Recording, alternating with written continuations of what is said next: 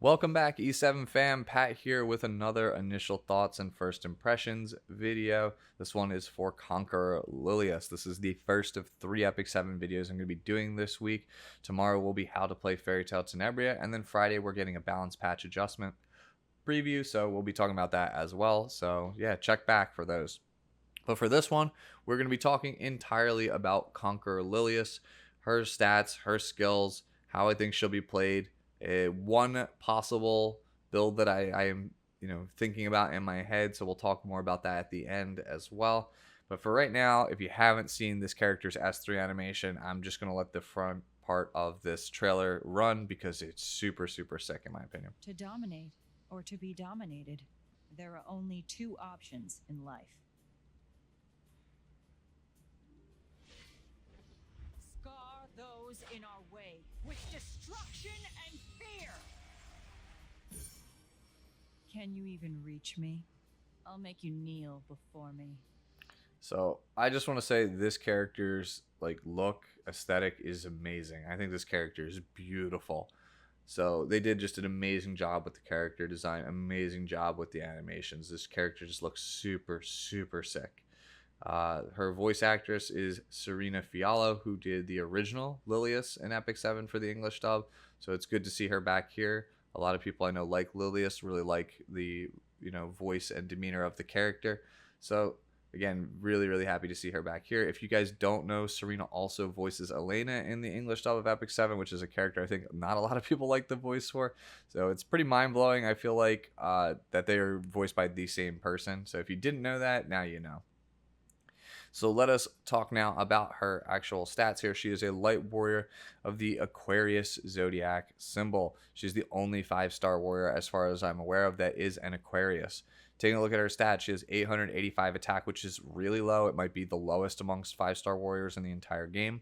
She has 6,149 health, which is pretty good. It's about average for a warrior, I feel like. 121 speed, which is now best in class. It is better than Zahak, Chloe, and Soul Bad Guy by 2 speed. 613 defense. That is also quite good for a character.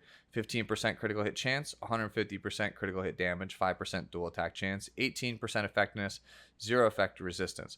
Looking at her stats, this is not an offense-oriented character unless she has health scaling in the kit, which, as far as I can tell, she does not have health scaling in her kit.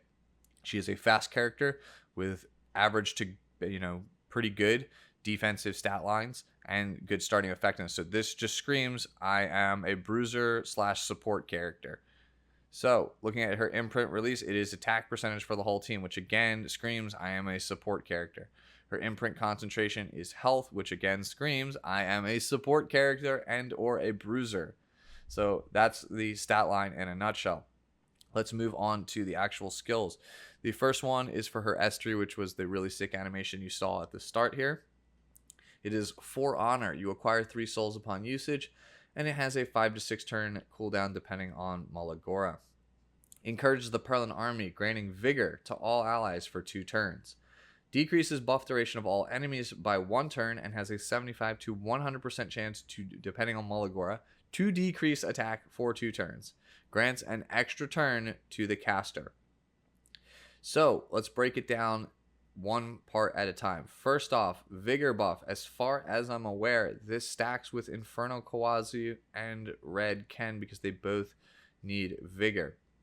So that is really good if it does stack for them. Obviously, Inferno Kawazu would really like it because a lot of people nowadays, they just ignore him and let him just kind of die because he can never get Wither up. They just don't use their AoEs until he's dead because he's not particularly that durable.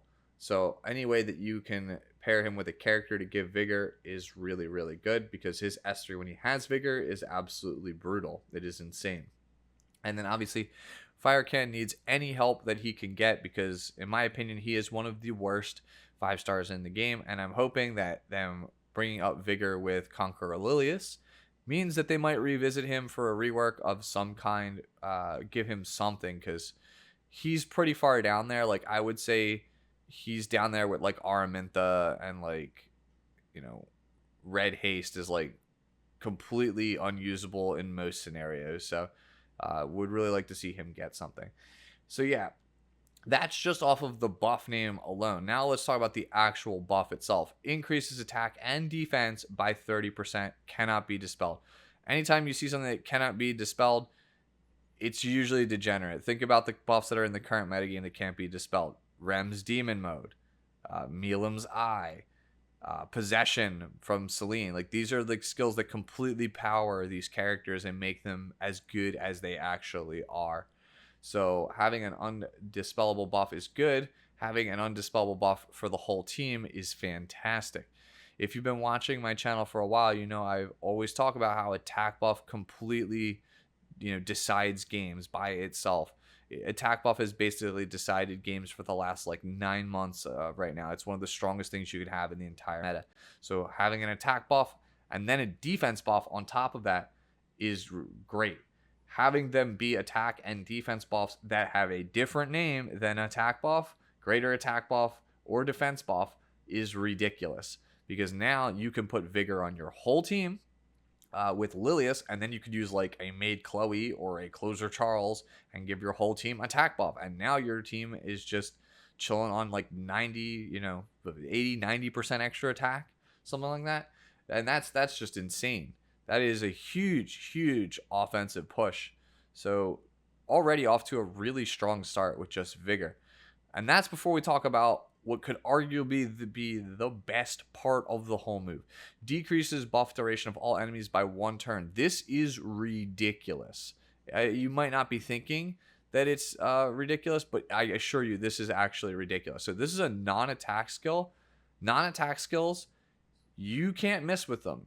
They can't be dodged. They're not affected by the elemental resistance, advantage, disadvantage type thing. So this is akin to Angel of Light and Angelica, where it kind of just can bypass a lot of things and cause serious issues for specific compositions and for quite a number of units. So if this character is fast, which 121 base speed means you can definitely hit the 280 speeds with this character. And I think obviously like some crazy people, like you think of Jinte, who's like the speed god, he could probably get this character over 300 speed pretty easily.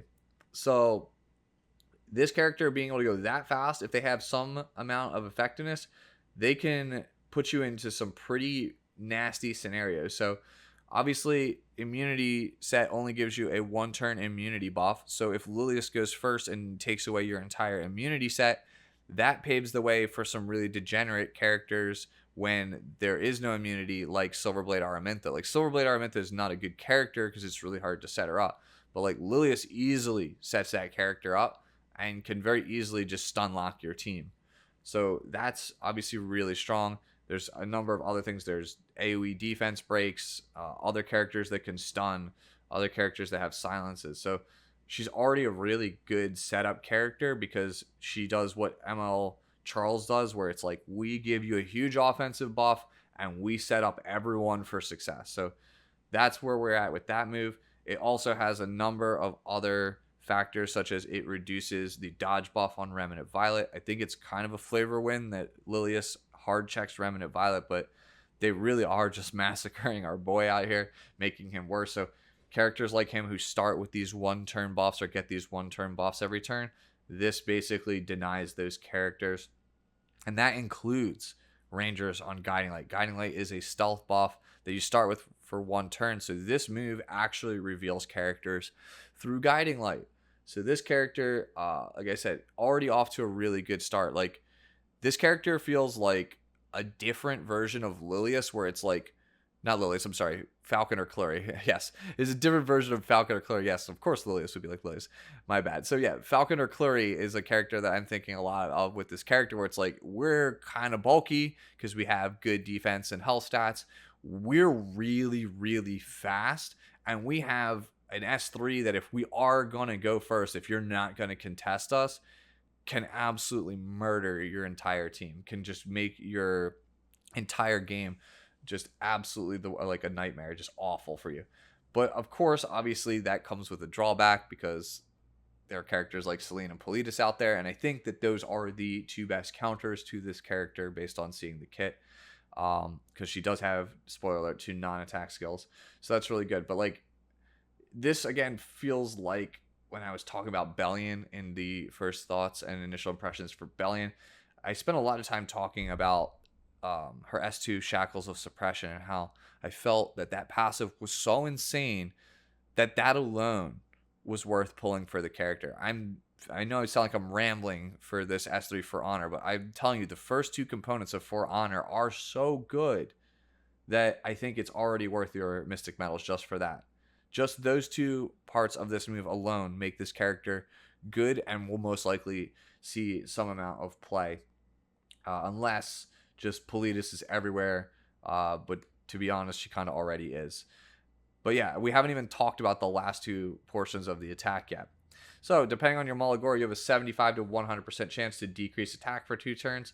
Decrease attack is essentially like kind of getting a mini defense buff because the enemy team is just not going to be doing as much damage. So that's fine. Honestly, if it was any other debuff, like if it was a stronger debuff like a silence or like a stun, I think everyone would lose their minds. So I'm okay with this. There could be worse debuffs. Like it could give them like, I don't even know what else they could give them. It'd just be like worse. It's like unhealable, maybe. Unhealable for like 1 turn or 2 turns would be whatever. You don't care about this. So, but you're okay with getting this on this kind of character.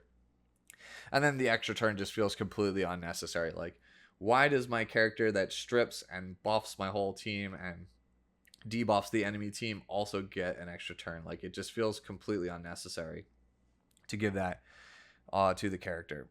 So speaking of unnecessary, let's move on to the S2, which is Cover. It is another non-attack skill. You acquire 1 soul upon use, and it has a 3 to 4 turn cooldown depending on Malagora. So the unnecessary part about this move is that it decreases the combat readiness of the target by 25%, with a 70 to 100% chance, depending on Malagora, to inflict redirected provoke for 1 turn. Why did it need the 25% CR pushback? Like, redirected provoke is already one of the most debilitating debuffs in the entire game because, like, compare it to silence, right? If I silence your character with Angel of Light off of the start of the turn, you still get an S1, right? Like, you still can have that Apocalypse Robbie, that Red Robbie, you know, that Violet, that really strong S1 character pick off the Angel of Light Angelica or another squishy when you get a turn. Yeah, you can't S3, you can't S2, but at least you have the option to kill a character with your characters that can have hard-hitting S1s.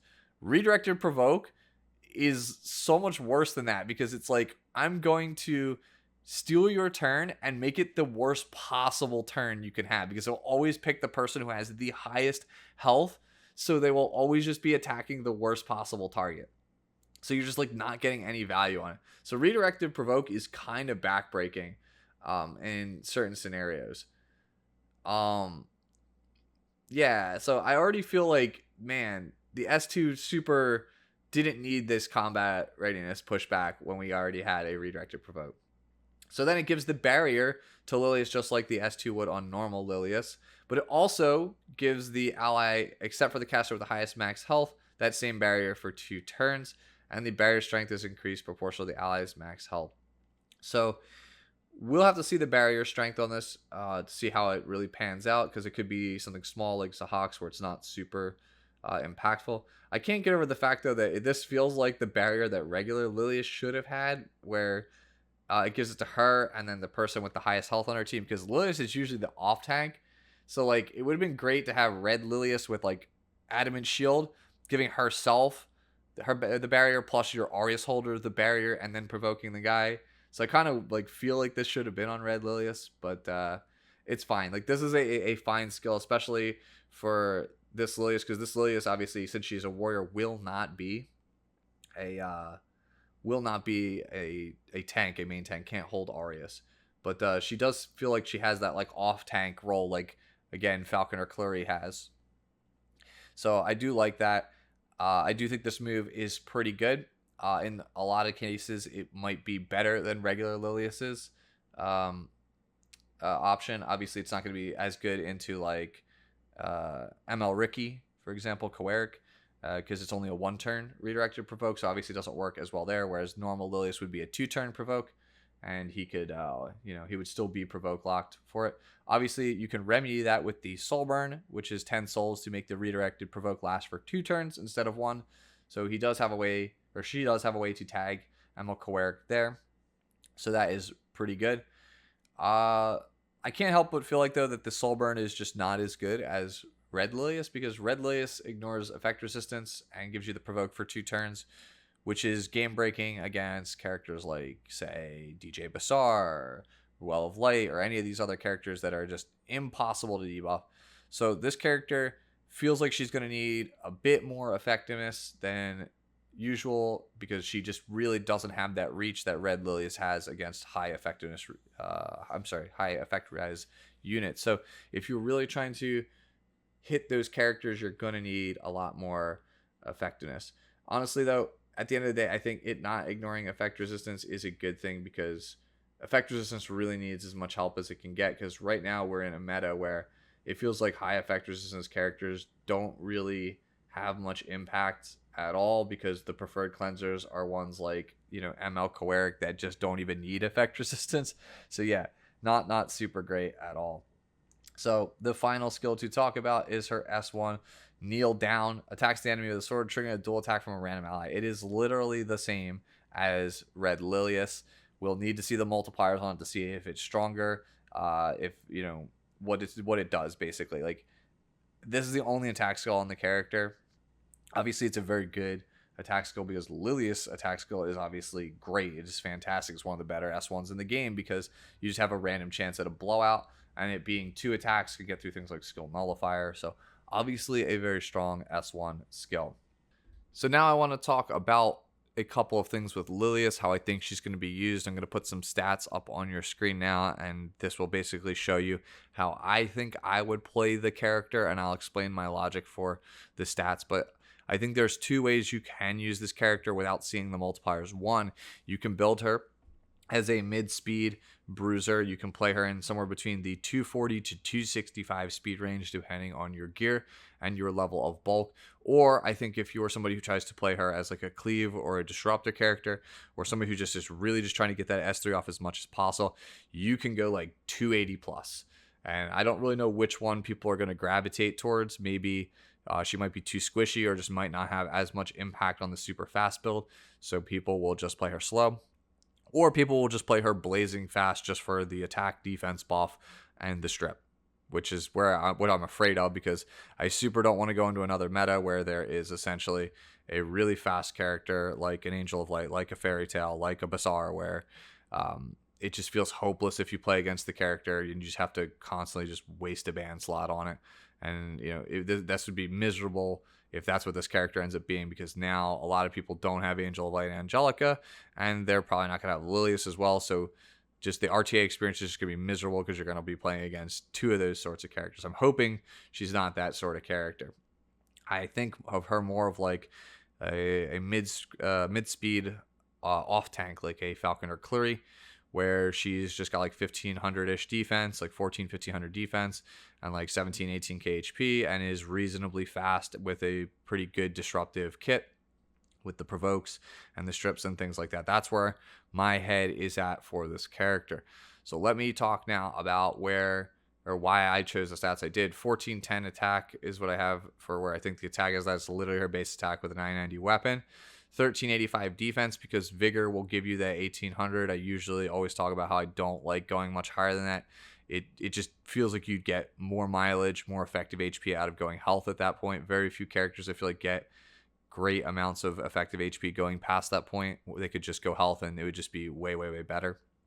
18k health, it might be shooting a bit high, but again, I feel like it's like Falcon or Clury. 264 speed. So the reason for this is because when we talk about artifact selections on this character, she is a non-attack skill character, which means at the start of the fight, if she's on Border Coin, her S3 for Glory and her S2 Cover, if you do those 2 moves back to back, you've already stacked your Border Coin, which is essentially 24 speed extra on your character base. So once it's fully stacked, you'd have 36 as far as if I think my math is correct. I think it's 36 you'd get. So you would have 300 base speed on your character once Border Coin is fully stacked on Lilias. So 264 plus 36 speed is an even 300. So if you wanted to be like that speed demon, even in the 260 zone border coin, or even pure white, what is it? The pure white one from Zahak. I forget the name entirely. It escapes me at that. Those will make you really fast. If you're in the 260s and you use those artifacts, you're essentially moving it like you're at 300 speed. And if you are like the 285 Lilias that I was worried about and you're on those, you're like a speed demon at that point. You're moving in like the 320, 330 speed range. So again, that's where a lot of my reservations come from. I'm just worried the character might be too good when she's built fast. So obviously crit chance and crit damage don't matter because we don't know the damage multipliers. Obviously this could change like with normal Lilias. I doubt it because we don't have that S3 that scales off of someone else's attack. You would just be getting a really powerful dual attack. I could see people going like 100 crit chance but no crit damage just so that way they can juice a little bit of extra damage out of it. I don't really think that's worth it. And then for effectiveness, I went 100 because that's the floor for Clury. Again, I think of Clury a lot when I think of this character. That's the floor for Clury. Usually Clurys are that much, and some of them are a lot higher, but usually you never really see a Clury with less than 100 effectiveness. So I think Lilias is the same way, so that way you can land the provokes and you can land the strip on the S3. So again, these are the desired stats that I went with. And I went with an HP neck, defense ring. You can obviously swap that. I went with speed boots, and then border coin was the obvious choice that I first thought of. And then obviously Zahak's artifact is probably the second option I thought of. But there are a number of other really good ones. Circus Fantasia, Mui's artifact, gives you a bunch of effectiveness. Champion's Trophy gives you a bunch of effectiveness and makes it so your only attack skill has a stun on it. And because you have high effectiveness, you will land those stuns with some regularity. So those are the ones that I've been thinking of, and the ones that my guildmates and I have talked about. Like those four feel like the very clear, obvious ones to choose at the start when thinking of one to put on this character.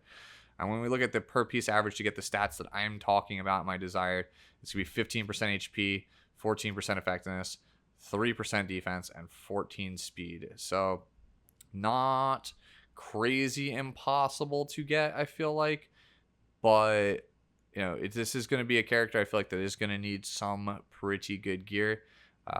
If you can't get the 260 something, then yeah, start with 250. But I think based on how this character is, it should be relatively easy to get her into the 250s. We'll just have to see how it pans out. If the slow bruiser is a fine thing and that's the way most people are going to, or is she just going to be a speed demon character like Charles? Because when Close of Charles came out, we were like, okay, lifesteal on Shepherd of the Hollow, or I'm really slow, or Speed Demon. And lifesteal was really cool, and it had some usage, but it didn't see like a ton of play. And then the Speed Demon Charles just was literally everywhere. You just got Charles cleaved everywhere. RTA ladder was literally Charles cleave. Even I was Charles cleaving, and I am not a cleave player. Like that's how prevalent it is. And so I think that Lilias might end up being the exact same thing, and that worries me immensely. So yes, the conclusion is the character is probably pretty strong. So if you're a Lilias fan, or you are sitting on like a pity and wondering if it's worth it, I think she's probably going to be worth it, just because the character is just really good against a lot of characters and things that are good now, and does something that is uniquely powerful, which is the extra attack defense buff, and those things decide games. So yeah, those are my 2 cents. Let me know down, as always, in the comments if I missed anything, if you disagree. As always, there will be a link to my Discord as well down below if you want to chit chat about Lilias or anything else. You want to ask me questions about how to build characters, things like that. I'm always down to talk. So yeah, again, look forward to Fairy Tail Tenebria tomorrow, and look forward to the balance patch adjustment on Friday. Have a good one now.